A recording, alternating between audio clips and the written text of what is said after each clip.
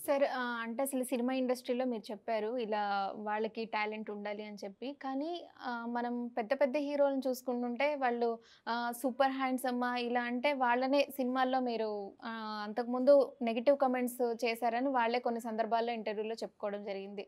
అసలు సినిమా ఇండస్ట్రీలో అవకాశాలు రావాలన్నా, ముందు అవకాశాలు రావాలన్నా, వచ్చిన అవకాశాన్ని నిలబెట్టుకోవాలన్నా లక్ ఉండాలంటారా?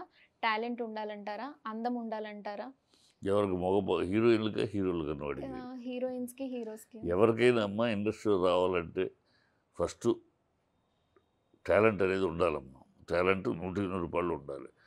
టాలెంటు ఉన్నవాళ్ళే సక్సెస్ అయ్యారంటే లక్ ఉన్నవాళ్ళు సక్సెస్ అయ్యున్నారు. హీరోయిన్స్‌కి, హీరోస్‌కి సెపరేట్‌గా చెప్పండి సార్ సెపరేట్ అయితే. హీరోయిన్స్‌కి అనేది అందం ఉండాలి. హీరోయిన్ ఎందుకంటే అందం ఎందుకు ఉండాలంటే హీరోయిన్ అనగానే ఆడియన్స్‌లో డ్రీమ్ గర్ల్.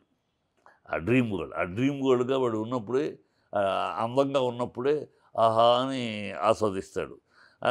హీరోయిన్ మామూలుగా ఉందనుకో, ఇది మొహము వాడికేదో మామూలుగా ఆ ఫేసులు సమాజం చూస్తా ఉంటాడు. హ్మ్. వాడు ఒక అందమైన ఫేసు కనపడినప్పుడే ఆశ్చర్యం పొందడం, ఒక ఆస్వాదించడం. అబ్బా! ఎంత బ్యూటిఫుల్‌గా ఉంది, ఎంత బాగుంది, ఎంత చక్కగా ఉంది. మాట్లాడితే నవ్వితే బాగుంది, నడిస్తే బాగుంది. వాడు ఆస్వాదిస్తాడు. సహజం అది. సో, ఆ హీరోయిన్‌కి అందం ఉండాలి, టాలెంట్ ఉండాలి, అదృష్టము ఉండాలి. అదృష్టం కూడా ఉండాలి. కొంతమంది బాగా టాలెంట్ ఉన్నవాళ్ళు అదృష్టం లేకతో కోల్పోయారు. కానీ అదృష్టం అనేది అడిషన్. అందము, టాలెంట్ అనేది ఖచ్చితం హీరోయిన్‌లకి.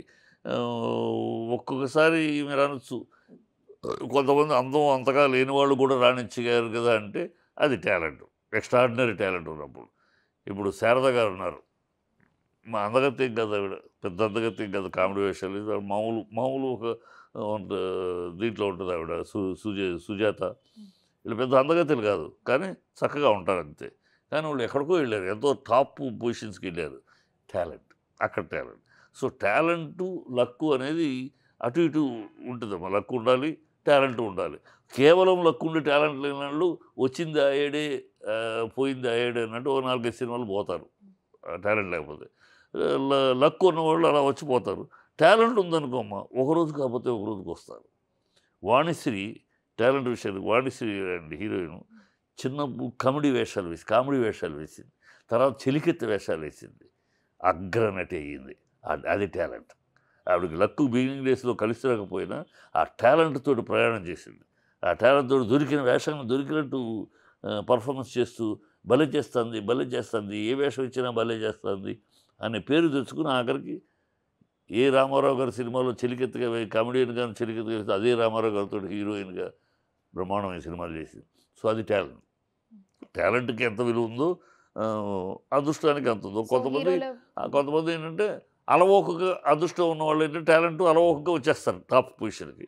కొంతమంది టాలెంట్ ఉన్నప్పుడు అదృష్టం కలిసి రావడం కొంచెం కాలం పడుతుంది. But talent never fails. Talent ఎప్పటికీ ఈ ఇండస్ట్రీలో సినిమా ఫీల్డ్‌లో టాలెంట్ ఉన్నవాళ్ళు ఎప్పటికీ వెనక్కెళ్ళరు. వాళ్ళు ఏదో ఒక రోజు వాళ్ళ రోజు అంటూ వాళ్ళకొస్తుంది. హీరోల విషయంలో కూడా ఇదే వర్తిస్తదంటారా? హీరోల విషయంలో అంటే కూడా అంతే. అందం కాదు కానీ ఫస్ట్ టాలెంట్ అంటారు హీరోల టాలెంట్ అనేది విషయంలో. కావాలి.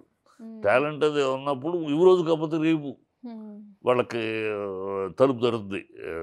ఎందుకంటే సినిమా ఫీల్డ్ ఎప్పుడు కూడా నిరంతరం టాలెంట్‌ని వెతుకుతా ఉంటది.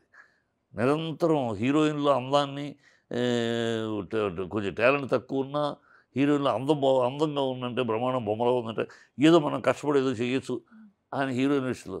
హీరోల విషయంలో టాలెంట్ వెతుకుతా ఉంటారు. ఈ హీరో ఇది చేయగలడు, అది చేయగలడు, ఇతనితోటి ఇది చేస్తే బాగా క్లిక్ అవుద్ది. ఎంతసేపు టాలెంట్‌ని వెతికే ఇండస్ట్రీ ఇది. కనుక టాలెంట్‌కి ఎప్పుడూ ఇక్కడ ఉంటుంది. అదృష్టం కలిసొచ్చినప్పుడు ఇమ్మీడియేట్‌గా నిచ్చెనెక్కుతారు. అదృష్టం కలిసి రానప్పుడు కొంచెం కింద పడి, మీద పడి వస్తారు. బట్ ఏనాటికైనా వాళ్ళు సక్సెస్ చూస్తారు.